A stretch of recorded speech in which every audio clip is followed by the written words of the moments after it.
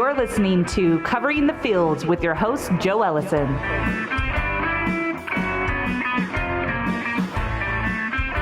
Hello, sports fans. Welcome to Covering the Field, the weekly program that analyzes all sports, handicaps them, and makes and reviews predictions. I'm your host, Joe Ellison, and today we're going to talk about pro football, college football and basketball, hockey, NASCAR, horse racing, baseball, and our You Got Hose segment. We'd like to remind you listeners to email us at coveringthefield@gmail.com. Please give us your feedback, tell us your You Got Hose stories, and visit our coveringthefield.com website to check out our many articles and our picks of the week. Find us on Twitter at coveringfield. Now, kicking things off this week, I'd like to introduce our football expert, Big Richard Martin.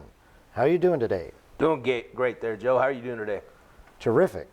So, Big Rich, we're already more than halfway done with the NFL regular season. Well, actually, we are halfway done. This is the middle part of the season right now, so we'll see what we have. They're already giving out their first half awards, and the injury report is just phenomenal right now. Well, last week was a crazy one, the craziest so far. What happened? Well, it was the week of the upsets. I mean, last week I was a dismal 1-3, and the only one that won, I think, was Vegas. Because nobody, the only two teams that covered the spread last week, Joe? Well, there were 5 dogs actually that I got that covered the spread. Yeah, but favorites that covered the spread, Joe. Oh, 5? No, there was two favorites. Miami and New England were favored, and they actually covered the spread. So tough week for the favorites. If you had points, you got money in your pocket right now. Well, yeah, okay. I had 5. I got the Chargers. They were a 1-point favorite. I guess that counts. The Colts were a 10-point favorite. Oh, yeah, on Thursday. Yeah, Thursday game. Yeah, so there was 3. Uh-huh.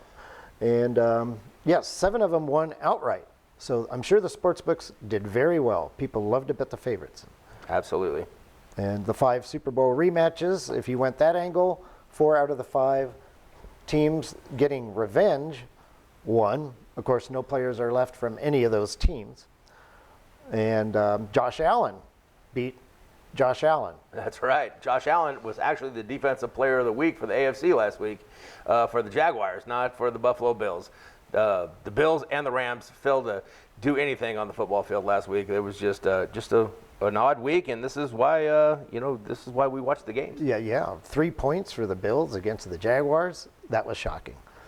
Congratulations to Nevada's Joel Bitonio signing an extension with Cleveland. Of course, the news is not always good. The Raiders in the news again for the wrong reasons. Last year's first-round pick, cornerback Damon Arnett, was released. What was he doing to get released? Well, he was acting like outlaw Josie Wells. I mean, he probably fit right into Virginia City up here, but unfortunately that's not a good look for the NFL. You can't be banishing weapons on social media and think that you're going to be playing on Sundays. Yes, brandishing a gun and threatening to kill someone, especially after the Henry Ruggs incident. Yeah, they're really living up to that the bad guy reputation, that silver and black out there. But it's not going to happen in the NFL, that's for sure. Right. So both of the first-round picks from last year's Las Vegas Raiders already gone from the team. Henry Ruggs and Damon Arnett. Some very, very unprofessional things and things that, if you are blessed with this gift of playing football and then you just throw it away, it's, just General Manager Mike Mayock might be going back to the NFL Network because he's not picking the right guys. Absolutely. Character is not an issue with him. Yeah, you got to go through that character background, I think, when you're going to invest that kind of money. Any stories on some injuries we should be looking into? Oh, yep. Yeah, we were talking about injuries. Nick Chubb from Cleveland, he's positive for COVID. Greg Zuerlein, also positive for COVID. So we don't know if they're going to play, but they're going to have 2 positive tests before Sunday, and that doesn't look like that's going to happen. Right now the Cowboys are trying out new kickers, so you got to take that into consideration when you're making your wagers this week. Also, on the good news of the injuries, Russell Wilson, 35 days past breaking his finger, rupturing a tendon in his throwing hand. He's practicing full go this week out there in Seattle. He will be playing against Rodgers, who is still under the COVID protocol. He cannot be at practice. He cannot be in the facility until Saturday, so he will not get no snaps with his first-string offense. But he is in the meetings, in the virtual meetings rooms. So he'll be playing this week, I'm sure of that. Sam Darnold also went out with a scapula injury, so he is out 4 to 6 weeks. He's going to have surgery on that. So take that into consideration but McCaffrey did play last week, so that's good news for the Panthers. Any chance of Dalvin Cook, the new story that came out, he might not play? Well, right now he didn't show up on the commissioner's list, so he can still play, but it's under investigation. So if you have him on your fantasy teams, you definitely want to be keeping track of that, maybe pick up his backup. But yeah, you got to watch that. I mean, that's how it all started last week. But everybody's innocent until proven guilty, and these things come up with people who have large sums on their bank account. So let's just watch it and don't go to jump to any preclusions. Some appear a little more guilty than others and don't get to play, but it looks like Dalvin Cook will. He will play this week. Okay. How'd your predictions do last week? Well, like I told you, a dismal 1-3. Oh yes. It was the week of the upsets, and like you said, I look at the Raiders, and we talked about how great Derek Carr was playing, Mr. Consistent. Second half, what does he do? Throw 2 interceptions, fumbles in the red zone going in for the tie, fumble and sack fumble actually happened. So, I mean, he wasn't very consistent that week. The good news is, the thing is, I did told you about Arizona. They brought their backup quarterback, and he just played great, 84% completion rating. He was like 21 for 24. He looked like he was Kyler Murray 0.2. He played a really, really great game. Good old Colt McCoy. Yeah. So, there are some good things. Some of these guys get their opportunities, and shows you that they can play. Yes. Well, I also had Arizona winning at San Francisco outright. Yeah. 200. It was 201, right? It was 200 plus 200. Yeah. If you took the money line. It was plus 180. Yeah, something like that. I'm trying to remember. I covered with Green Bay at Kansas City. They did not win the game, but they were getting enough points. And I lost with Dallas. And Dak Prescott returned. That's the first time Dallas failed to cover this year. Yeah, them and Georgia didn't cover in the college end too. So I mean, it's both. It was the week for the Dogs this week. It was the week for the Dogs. And what about Tennessee going to SoFi? I mean, they look really comfortable playing out there in L.A. I mean, I think they want to play there maybe in February. They like that stadium, play real well there. That's a prelude to one of my picks this week coming up. Yes, I did go 2-1 last week. So what do you like for this week's predictions? Okay, well, let's just start with those Denver Broncos that you were talking about. Just rolled all over the Cowboys last week, the Pony Express. They have 2 good horses in the stable running good. They're going to play Philly up in Mile High. They're only dropping 2.5. I think that's a real good bet. Let's go ahead and take the Broncos minus 2.5. I'm going to go ahead and take your Dallas Cowboys, even though they don't have a kicker. But they don't kick anyway, even when it's 4th and 1. They don't come out and get points. So the kicker's really useless. He never got on the field except for if they scored a touchdown. So he can kick it in the end zone. So I do like Dallas. I'm going to drop that 9.5. I think they bounce back this week and show that they're the contenders. I also like Tennessee. Like we were talking about, they're giving up 2.5. If the spread moved to 3, if you get it at 2.5, take that Tennessee. They're rolling right now. That backup running back looked great. They're still running the ball. And then they have your Oklahoma alumni out there running the ball. Adrian Peterson looked good. They're a physical team. They roll up their sleeves and they're going to handle the Saints. They don't have a quarterback. They have Trevor Seaman playing out there. I mean, he got that 1 win, but not when you're playing against Tennessee. They're too physical. And my last one, we have Green Bay and Seattle. So this is when both the quarterbacks come back. The return of the Jedi for the quarterbacks. Okay, we have Russell Wilson, like we talked about. He's coming back, and we have Aaron Rodgers, who should be coming off. Now, they played each other eight times in their career. They're both 4-4, and the last 2 times each team played at home, the home team won. Take Aaron Rodgers, drop that 3.5. I think that Seattle defense is, they're improved a little bit, but they moved from the worst to the 28th rated defense in the league. So they're improved, but not enough against Green Bay. They're going to smash them. Well, I'm in total agreement with you on Tennessee. Spread moved to -3 that I saw against New Orleans. I'm still going to take them. They won and covered 5 in a row, 7 out of 8, 3-1 against the spread at home. Pretty solid. New Orleans had that last-second loss to Atlanta. They got Trevor Siemian at quarterback.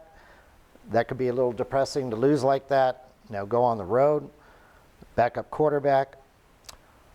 Second pick, Dallas and Atlanta over 52. Denver D, I have to give him credit. played really well against Dallas last week. Yeah, that 30-16 was, that's a little bit, that's not the way the game went. That game wasn't that close to 30-16. It was 30-0, and they shouldn't even had scored those last 2 touchdowns. They shouldn't have had Dak Prescott out there at all. I mean, if he goes up, breaks his ankle, now what are you going to do? So, when you're down 30-0 and you had garbage time, you got to protect your quarterback coming off a leg injury like he just came off. I couldn't disagree with you more because me being a Dallas fan, I needed to see some kind of success out on that field. Dak was clearly rusty. He hadn't played in 3 weeks. He was missing wide open receivers. Right. He needed to have some kind of Amari Cooper dropped one right, finish. 4th down right in his hands. He could have played better, but like you said with Russ, I think they overthrew. They knew they overlooked the Broncos, and the Broncos are a physical team, and they ran the ball. And I see him doing the same thing this week against Philly. Well, Prescott can play a lot better than that. I like the over. He like I said, he was rusty, but just looking at the spreads themselves, Dallas is 5-2 over when Dak plays, 3-1 over at home. Atlanta, in their last 5, 4 out of 5 have gone over. On the road, 4 out of 5 have gone over. Looks like the right combination. The only thing that bothers me, Dan Quinn revenge. He is the defensive coordinator for the Cowboys, playing against his Atlanta. Maybe he can, old team Atlanta that just fired him. Maybe he'll dial something up for dial the up some blitzes for Atlanta. Ryan, yeah. He could, but I don't really see that happening. I think Dallas Prescott will be on point this week. Yeah, I see a 10-point win in that for sure. I see double digits. Maybe Dallas and over combined with our 2 picks. And the final one, you touched on the Seattle-Green Bay game. I'm liking the under 49.5. Seattle 6-1-1 under. The one that was a push went overtime. Otherwise, that one would have went under. That was the game at Pittsburgh. 3-0-1 on the road. That's the Pittsburgh game again. None of those games reached 50 points, and the spread's 49.5. Green Bay is also an under team, 6 in a row under, 7-2 under, 2-1 under at home. Looks like Prescott. Could this be the same Russ for Russ? Seattle quarterback Russell Wilson hasn't played in over a month. Aaron Rodgers hasn't practiced in over 2 weeks. Yeah, so that's 2.5 weeks. Yeah. So I'm going to go with the I like under. that, Joe. All right, thanks. Now, Rich, let's move on to the colleges. What were the big stories from last week? Well, Michigan State falls. So, Purdue, they're the top 5 killers, right? They knocked off Iowa, they knock off Michigan State, and they play Ohio State this week at number 4. So Purdue got the job done. Michigan State falls now. The top 25 came out. We got Georgia number 1, as we all know. Alabama stays at number 2. Oregon moves up to 3, and Ohio State takes the 4 spot. So you can't get rid of those Buckeyes even with a home shellacking they took from Oregon, but they're the number 4 team according to the college playoff rankings. We have 3 undefeated teams in the top 25. We have Georgia, your Oklahoma Sooners. They're still sitting at 8. And our University of Texas San Antonio finally cracked the top 25. We've been telling you about them all year. They're 9-0, 8-1 against the spread. This week they're giving up 33 points, way too many points. So Vegas is catching on to us. Right, in Cincinnati. So we have 4 undefeated teams. Cincinnati, yeah. Yes, 4. so The number 5 team, Cincinnati. but they couldn't just be ranked 1, 2, 3, and 4. Obviously, that would be way too simple. Well, that's the AP ratings. 1, 2, 3, 4, and then Except you look for at San Antonio, right? Yeah, they're still in the 25. Yeah, I'm having serious issues with this ranking system. I was already pretty upset last week. Alabama struggled against LSU last week, winning by only 6 points. Yes. This is LSU, a team that's got a 4-5 record. Head coach on his way out. Right. LSU has lost to UCLA by 11, Kentucky by 21, and Ole Miss by 14. Alabama lost to Texas A&M. If LSU is so great, why are they an underdog at home to Arkansas this week? Well, that's one of my picks. I like Arkansas this week, and there you go. I like LSU runs the ball well.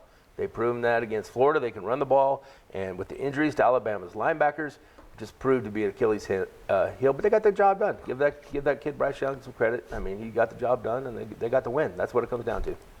Issue number 2, Oregon. their loss was to Stanford. Stanford now has a 3-6 record. Just lost to Utah 52-7 last week. Yeah, that wasn't a close game at all. How does Oregon stay up here? Oregon State. Oregon stay so high. Like we talked, they want to get a Pac. They want to get a Pac-12 team in there. You can obviously see that. But hey, I don't see Oregon winning next week going into Utah. Let's just hope they knock them off. Because if they knock them off, then then some of these other teams solve your problems, and you don't have to eat all those Tums for your upset stomach. Yeah, no, without a doubt. And Oregon didn't look that good at Washington. They were up by 8 late, and Washington decided to punt. Whatever. I mean, Washington could have possibly gone down and scored, and maybe taken it to overtime. It was a disappointing ending to that game too. Yes, and Ohio State lost at home to Oregon, who I don't think is terribly good.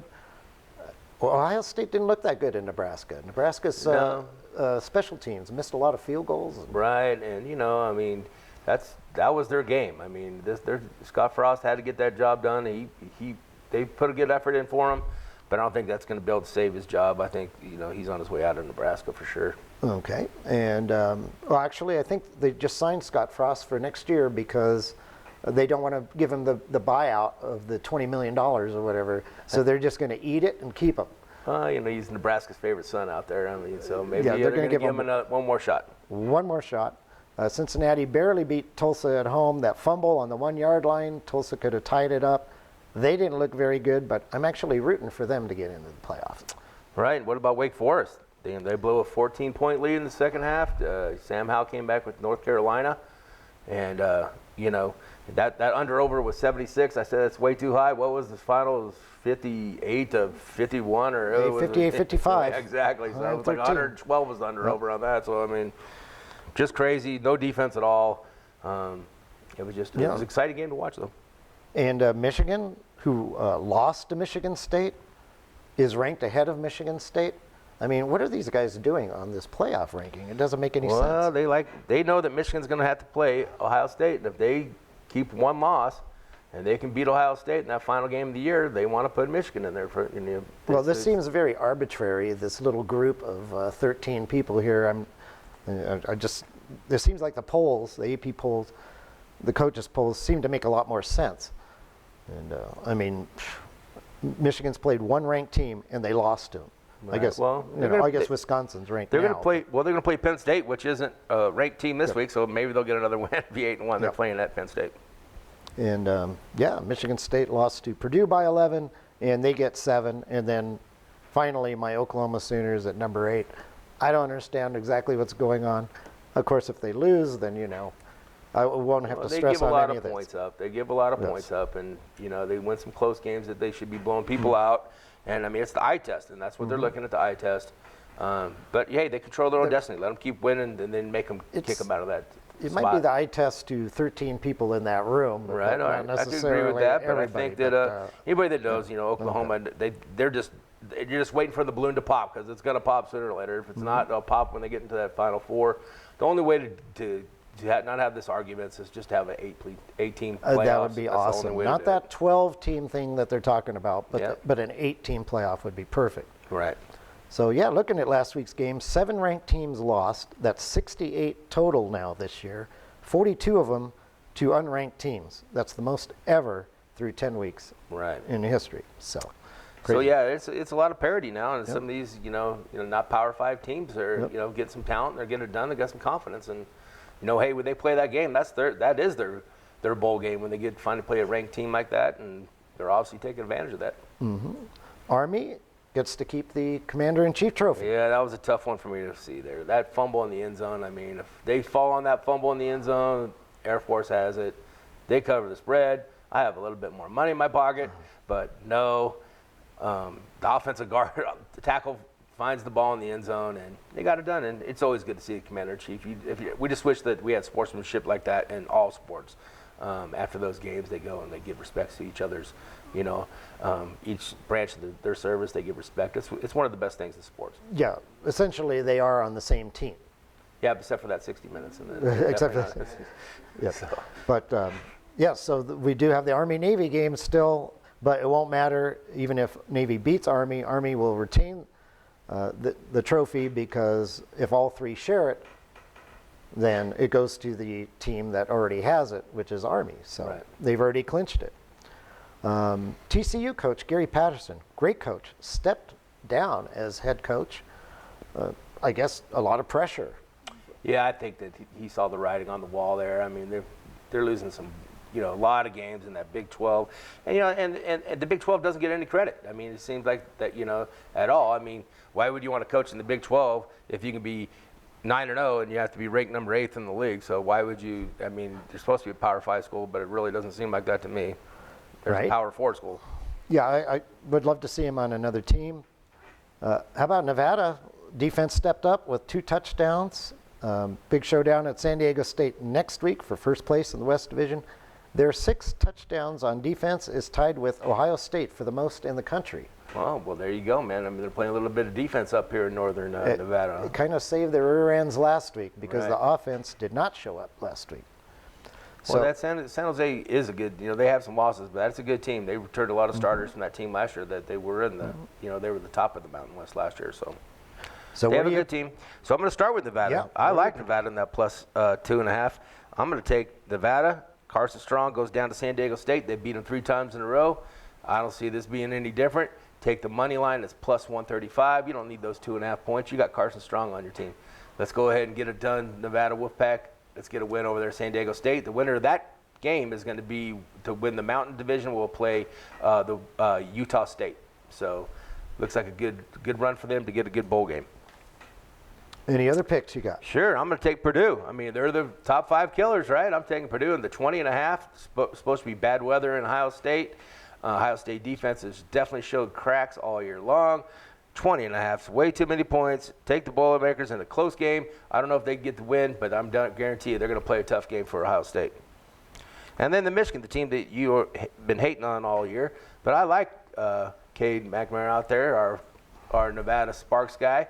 I like Michigan to go into Penn State. There's your whiteout that you've been wanting for so long.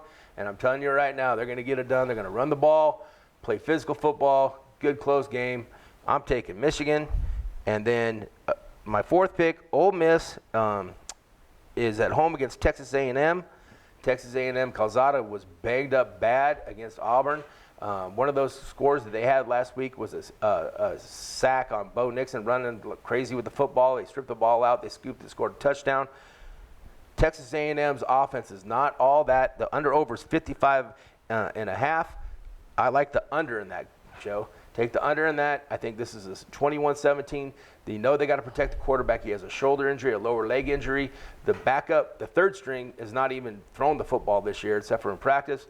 So they're going to have to try to keep the quarterback in the game. I think they're going to go with Isaiah Spiller, let him run the ball, low-scoring game, take the under, double it up with Ole Miss. I like Matt Carroll, maybe get a last-second touchdown. All right. Well, I love your Purdue pick. Purdue seems to get very little respect. 20 points seems like way too much. Yes, I am going against you, of course. Penn State. I don't see that it's a whiteout game because it's a 9 in the morning game is what I saw, unless that's a mistake. It is a whiteout game? Okay. It's going to be a daylight whiteout game. Daylight It's also whiteout. supposed to be sauce. Okay. So it's supposed to be bad weather there. I thought they only did those at night. The high is 41, Well, so I mean they're going to be layered up in white. They look like a bunch of, I can't change my mind now. After I've been touting them all season. NC State and Wake Forest over 66.5. Wake Forest is playing, right? So you have to take the over. You have to take the over, just them alone. And Georgia and Tennessee under 55. Georgia's playing, right? Georgia is playing. So you have to go under on that one. Yeah, and they got a tough game. Who do they got there? It's Tennessee. Tennessee is 20.5. I think Georgia gets that. I think Georgia covers that 20 points. They only give up, an average of a field goal a half. So they only Shane give Bennett's up less playing than really 7 good. points a game. Yeah. We finally should mention, the fact that college basketball season has begun with a vengeance. Last night, I counted 75 bettable games, which seems like a lot, but there are 351 schools that can make it to March Madness. Do you have any prediction on who you like for this year? Well, next week, let's get into that, Joe. Okay. We'll have a college basketball segment because that's where we make our money back up from football that we lost all year. So that's our moneymaker, college basketball. Make sure to tune in on Friday. You have Villanova and UCLA playing. That's going to be a great game. Tune in on that. top two, UCLA's returning all their starters, and so is Villanova. They have a great team, so that's going to be a 2-4 game. Make sure we tune on to that, and we'll talk about basketball next week. I'll be rooting for Gonzaga. Thank you, Big Richard, and we'll have you on again next week.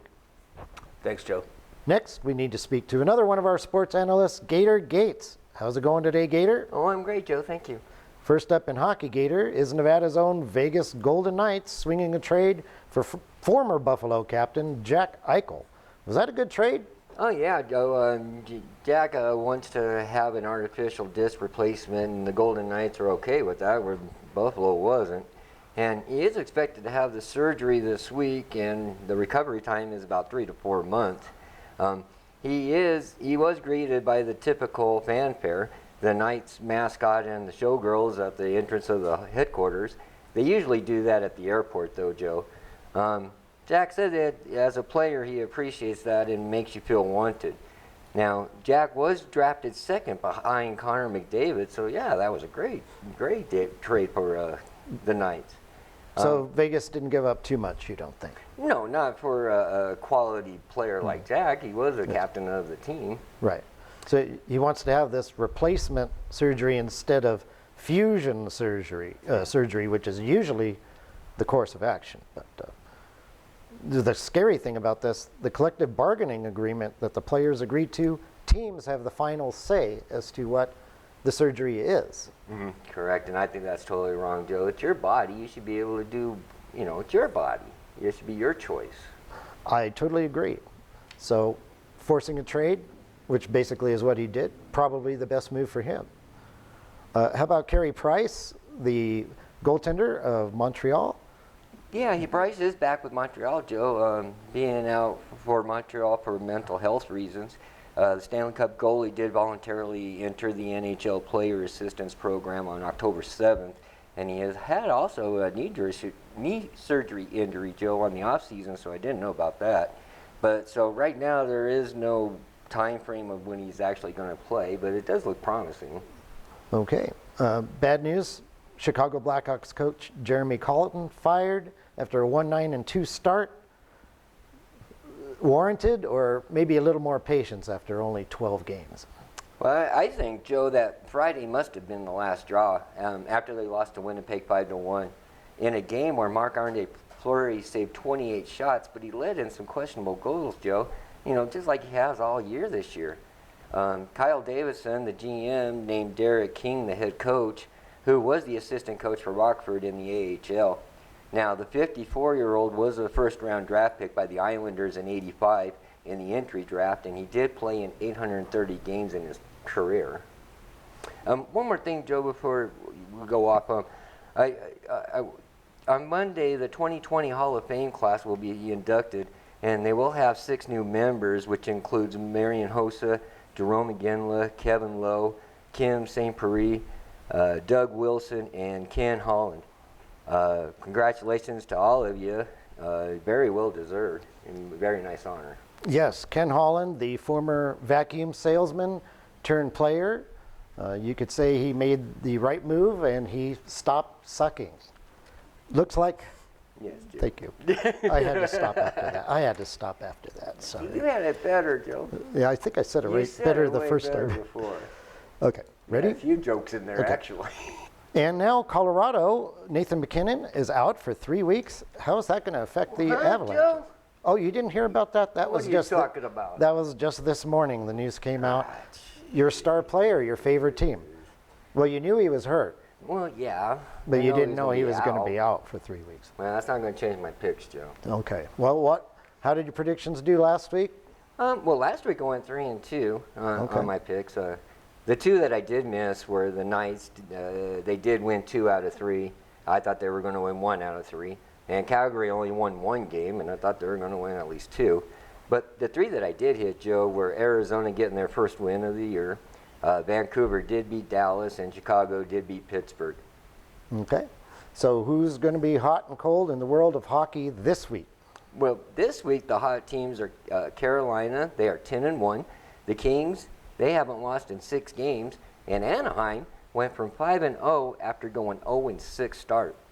Now, the cold teams, Joe, this week are Buffalo. They've lost 6 straight. Pittsburgh and Dallas both have gone 1-5 in the last 6 games. And Ottawa, they're on an 0-5 skid. All right. Now, my picks this week, Joe, starts Thursday, tomorrow, with Colorado over Vancouver. You just told me the bad news, but Colorado has a great team. They can overcome that. Plus, they're going to be getting McCarr back. McCarr? McCarr back, yeah. So the other one I got is Toronto over Calgary and Chicago over Arizona on Friday. Now, you're not going to be getting a very good price on that, though, Joe, but... Well, my experience when you're laying minuses is to parlay the minuses and round robin the pluses or bet the pluses straight. So you can't make money on the minuses. Just you got to hope you put them all together and they hit.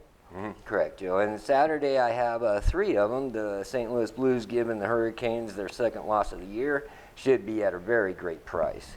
I also have the Avalanche beating the Sharks and the Maple Leafs to lose to Buffalo. Now, Toronto, like I said, plays Friday. That game is at home, and they have to travel to Buffalo. And just like the Knights did last week, it is very hard to win back-to-back when your schedule is like it is. And that's my last pick, Joe, is a very long shot. But the way that the Ducks are playing right now, I really think they can upset Washington on Tuesday. So those are my picks for this week, Joe. Well, we do have to do a little review of last week, switching the news to NASCAR. How did the season end last Sunday? Obviously, Kyle Larson won. Started on the pole. Saturday qualifying, he won. Well, and then the race. Yeah, after the first stage, Joe, Truex, he was the leader. But after that, Larson was 5th. Larson was 5th when after the first stage. But Larson did win the 2nd stage. He did lead 7 times, but was running 4th among the title contenders as Truex and Hamlin controlled the championship late. Now, the caution came out around 25 laps, and that reset everything. Because he won the pole, the number 5 team got the first stall on pit road. Larson's crew performed their 2nd fastest stop of the season. That stop put him in 1st among the contenders. Now, he head off several challenges from Truex, but there was no stopping or even slowing him down, just like he's done every other race this season. This is his 10th win, 11 if you count the All-Star game. Now, the last time that was done, Joe, was when a driver won 10 races, was Jimmy Johnson, who also drove for Hendricks Motorsports, and he did it in 2007. So congratulations, Larson. You are by far the best driver this year in 2021. Unarguably, you can argue that. Yeah, that was my pick. It was an easy pick. Just keep picking Larson every week, and you're going to do pretty well. And good for him. He was suspended for nearly a year for using the N-word during an online race. His mother being Japanese, he should have known better than to be racist. But NASCAR is maybe a little more lenient than other sports in that matter. And our final subject, the Breeders' Cup went off last Friday and Saturday at Del Mar Racetrack in Southern California. How did your predictions in the $6 million mile and a quarter classic end up? Yeah. Nick's Go won the Classic Saturday, and he had it all the way, Joe. None of those rivals even came close to him. Now, Nick's Go, like you said, won the $6 million race by 2 3/4 lengths. He is now considered the favorite to win the Eclipse Award, which is given to the Horse of the Year. So a lot of those Par Mutual places will have a bet on that. Now, if you would bet everything that I said last week, it would have cost you $56. That was $2 across the board and $1 for the Exacta box, the Exotics box, Exactas, Tris, and Superfectas. Now, your return would have been $275.20 in your pocket. The race was a little chalky, but you get about 5 times your money back. Now, that's why the Breeder Cup is so great to play, Joe. The payouts on all the races are just crazy. The best time of the year to bet those.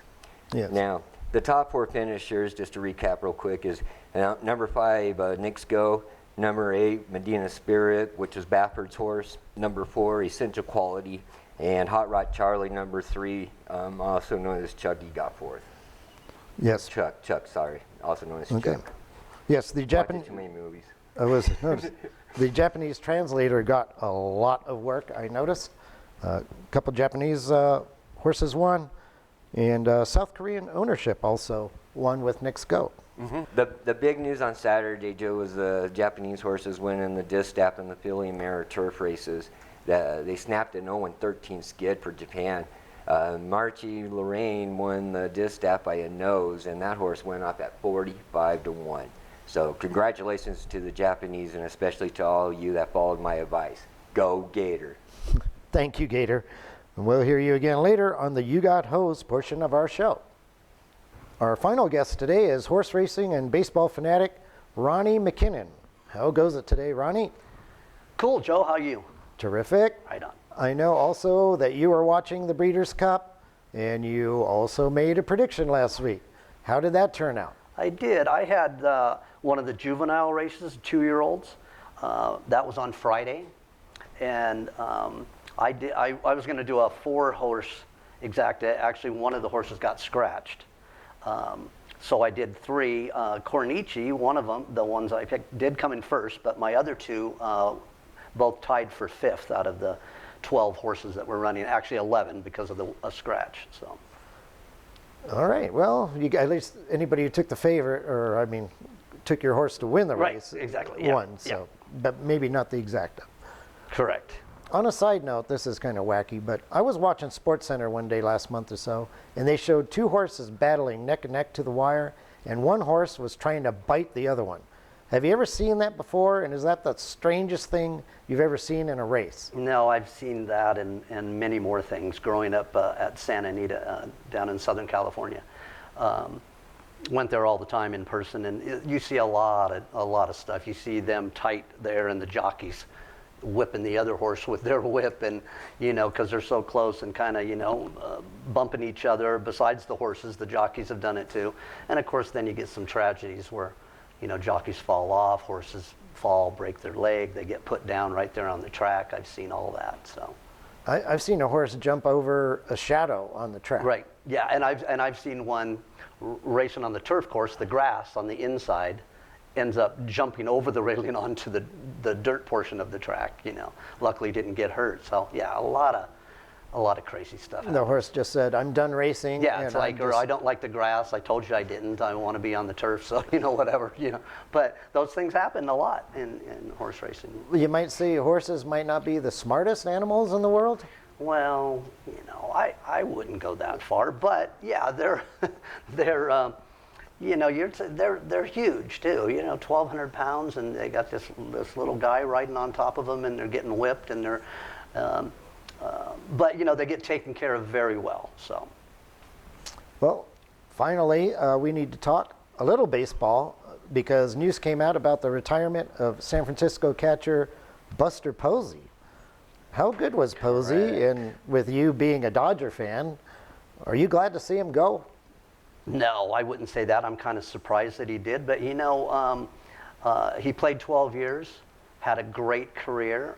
34 years old. There's talk Hall of Fame. Totally, I think he should be in the Hall of Fame. You have to wait 5 years after you retire. You have to have played in the league 10 years, and then you're eligible for 10 years. So it'll be 5 years before that happens. But he was NL Rookie of the Year, NL MVP, Gold Glove, 3 World Series, 7-time All-Star.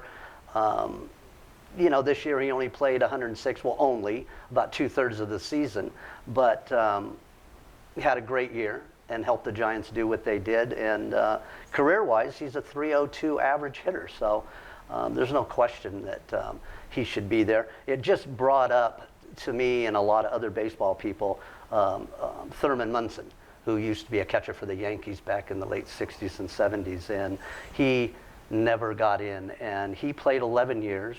He was 32 years old, and also was like a Roberto Clemente, was killed in a plane crash. And this guy had a lifetime average of .292. He was a 7-time All-Star, Rookie of the Year, MVP, 3 World Series. He won 2 of them. Had 1,500 over 1,500 hits. Posey had exactly 1,500.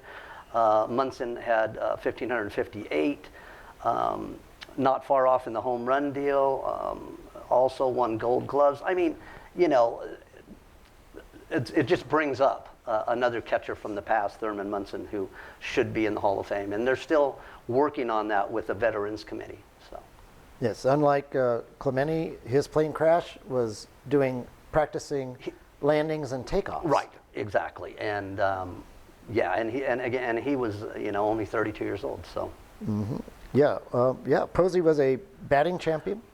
This year, he actually exceeded his lifetime average, batting .304 with 18 home runs. The Giants wanted him to stay. They were willing to pay him $22 million to stay next year. Yeah, they had no idea, really. I mean, you know, from everything I've seen, read, and heard. So pretty surprising, but, you know, hey, he wants to retire, and you know, good for him. If, you know, spend time with his family and his. Yes, he adopted 2 young children last year. Stayed home for the COVID. Exactly. season. Yeah, he didn't play. That's right, in 2020, and so it was a surprise, but it's all good. Okay. And one last side note: Posey actually played all 9 positions in one game in May 2008. Yeah. Not too many people have done that. That's correct. That's right. You know, and that happens a lot where they'll throw a guy that doesn't, you know, never pitched into pitch, especially if the team's getting beat up real bad or they've used all their players. You know, but yeah, that's pretty pretty cool stuff. I didn't look to see what his ERA was in his career. Yeah, I don't know that either. I didn't check that out. So the Gold Glove Awards were announced. Was there any big news in that? Yeah, I think the biggest news was that out of the, you know, they pick all 9 positions, including the pitcher, for each league. And the biggest news was the St. Louis Cardinals, out of the 9, won 5 of the Gold Gloves, first time in history. And so that was, you know, and there was a lot of first timers too. Sure, there was a lot of guys that win them every year. Nolan Arenado won again. He's won 9 times. But there was a lot of guys that it was their first or second year, and so that's a good thing. But the Cardinals, 5 guys from the team, won out of the 9 slots, you know, won the Gold Glove. So Right, like you said, never happened before. correct. Pretty amazing. Yeah. So now that the season is over, do you have any predictions on any of the other major awards now that they probably narrowed them down? They have this next week, Monday, Tuesday, Wednesday, Thursday. It'll be Rookie of the Year, Manager of the Year, Cy Young Award, MVP. Each one of those days, there's 3 finalists for each one now. We don't need to go through them all, but those won't be decided till next week. So. I wonder if you can still bet on those. They did have some of those sheets out there. I'm going to have to look into that. I would think so. I mean, well, now, again, yeah, it's down to 3 people for each award in each league. And so, you know, one of those 3 will win. When it comes to the bet, we'll have to check it out. Mm-hmm. And when does free agency start? I guess that would be the next big thing. Well, yeah, there's going to be a lot of free agents, a lot of shortstops, a lot of good shortstops. There's a lot of free agents for, you know, my Dodgers.